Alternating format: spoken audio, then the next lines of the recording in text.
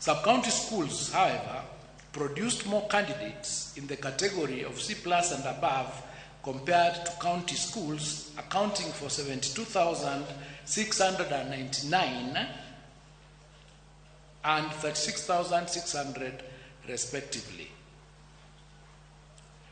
I wish to reiterate that our stand on the integrity of examinations in November last year, we indicated that there were reported cases under investigation and that action would be taken upon conclusion of the investigations. At the conclusion of the KCSE examination, 1,180 candidates were found to have been involved in examination irregularities. Consequently, and in line with the applicable law and regulations, their examination results have been cancelled. Individual candidates' examination results